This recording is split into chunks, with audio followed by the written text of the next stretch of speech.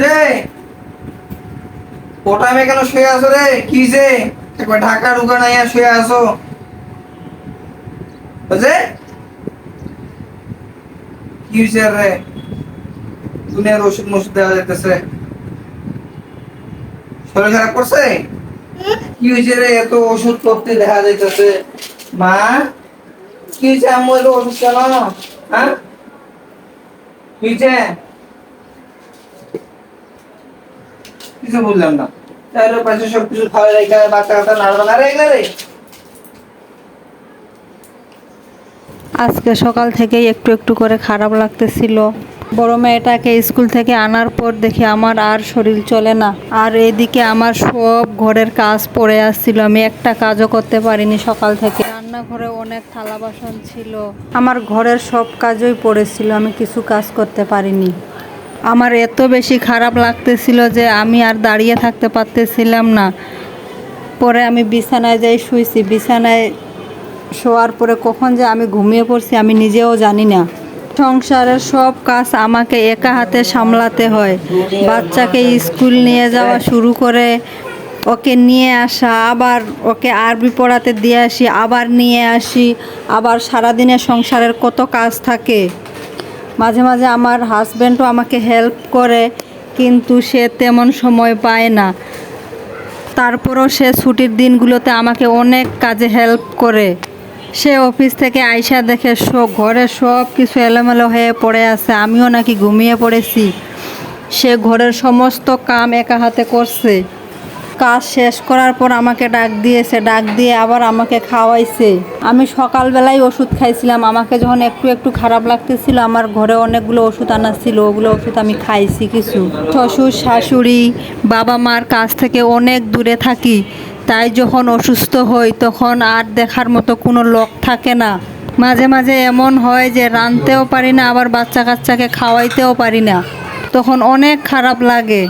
শ্বশুর শাশুড়ি বাবা মা ধারে কাছে থাকলে হয়তো আয়সা আমাদের দেখতো, সেবা যত্ন করতো, বাচ্চাদের খাওয়াইতো, কিন্তু তাদের কাছ থেকে এত দূরে থাকি যে তারা চাইলেও আমাদের কাছে আসতে পারবে না।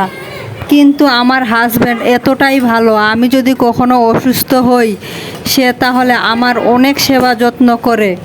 ছোট বাচ্চা নিয়ে সংসারে কাজ করতে অনেক কষ্ট হয়, যেহেতু আমরা ঢাকা শহরে থাকি। ঢাকা শহরে তো আর বাচ্চা কাচ্চা বাইরে দিতে পারি না, সারাদিন ঘরের ভিতরেই বন্দি থাকে। বন্দি থাকার কারণে অনেক জ্বালায় ঘরের ভিতরে। এমনি সময় হয়তো আমার 1 ঘন্টায় রান্না শেষ হয়ে যায়, কিন্তু এই ছোট বাচ্চা থাকার কারণে আমার 1 ঘন্টার জায়গায় 3 ঘন্টা লাগে রান্না করতে। শ্বশুর শাশুড়ি বাবা মার কাছ থেকে অনেক দূরে থাকার কারণে হয়তো আমাকে অনেক কষ্ট করে বাচ্চা কাচ্চা মানুষ করতে হচ্ছে। হয়তো ধারে কাছে থাকলে আমাকে এত কষ্ট করার লাগতো না। দাদা দাদি নানা নানি এরা দেখতো বাচ্চা কাচ্চাকে। আসলে এটা আমার ভাগ্যে হয়তো নাই, এই যে আমি ঘরের ভিতরে এত কষ্ট করি। আমার হাজব্যান্ড এই কষ্টটা আমার অনেক বুঝে। সে কিন্তু অফিস থেকে আসার পর যতটুকু পারে আমাকে হেল্প করে। সে কিন্তু বাইরে যায় না কোথাও চা খাইতে বা বন্ধুদের সঙ্গে আড্ডা দিতে। সে কিন্তু ঘরেই থাকে আর ঘরের কাজে আমাকে সাহায্য করে। এই ব্যাপারটা আমার কাছে অনেক অনেক ভালো লাগে। অনেক ভাবিদের মুখে শুনি তাদের জামাইরা নাকি অফিস থেকে আসার পর ঘরে থাকে না, তারা নাকি বাইরে যায়, আবার অনেক রাতে নাকি ফিরে, বন্ধুদের সঙ্গে আড্ডা দেয়, দোকানে চা খায়। কিন্তু আমার হাজব্যান্ড যতটুকু সময় পায় সে ঘরের ভিতরেই কাটায় বাচ্চা কাচ্চাদের সঙ্গে। আর আমি যতদিন ঘরে অসুস্থ থাকি সে কিন্তু অফিসে যায় না, অফিস ছুটি নিয়ে নে, আমার সেবা যত্ন করে। আমি যে আজকে এত অসুস্থ আমি কিন্তু তাকে ফোন করে বলিনি। সে আজকে এমনিতেই অফিস থেকে তাড়াতাড়ি আসছিল, আর ঘরে এসে দেখে যে আমি শুয়ে আছি। সে আমার কপালে হাত দিয়ে দেখছে আমার শরীরে নাকি প্রচুর জ্বর। সে আমাকে আর ডাক দেয়নি, সে সব ঘরের কাজ আগে সারছে, তারপরে আমাকে ডাক দিয়ে তুলছে। আমি অসুস্থ দেখে আমার মেয়ে দুটো আমার পাশে শুয়েছে। আমার মেয়ে দুটো আর খেলে নাই, তারাও এসে আমার পাশে শুয়ে পড়ছে। আমি অসুস্থ হলে সব থেকে আমার ছোট মেয়েটার বেশি কষ্ট হয়, কারণ সে নিজে নিজে খাইতে পারে না। যতক্ষণ না আমি তাকে খাওয়াই দিব সে খায় না। বড় মেয়েটারও বা আর কতটুক বয়স, সেও কিছু কাজ করতে পারে না। যারা এমন শ্বশুর শাশুড়ি বাবা মার কাছ থেকে দূরে থাকে তারাই এই কষ্টটা বুঝবে যে কতটুকু কষ্ট লাগে। কিন্তু আমার মেয়ে দুইটা অনেক লক্ষ্মী, আমি যখন অসুস্থ হই তারা আমাকে কিন্তু বেশি জ্বালায় না, তারাও কিন্তু চুপচাপ থাকে।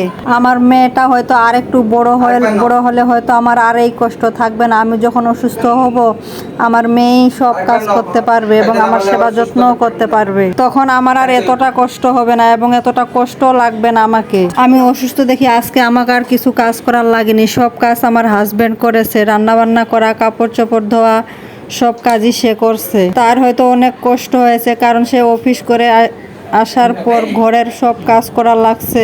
আমি জানি আমার হাজবেন্ড বাইরে অনেক পরিশ্রম করে, তারপরও আমি যদি মাঝে মাঝে অসুস্থ হই আমি চেষ্টা করি ঘরের কাজগুলো সেরে রাখতে। কিন্তু আজকে আমাকে এতটাই খারাপ লাগতেছিল যে আমি একটা কাজও করতে পারিনি ঘরের, তাই আজকে আমার জন্য তাকে একটু বেশি কষ্ট করতে হয়েছে। তুমি খাবে শোনা? খাবে আলো?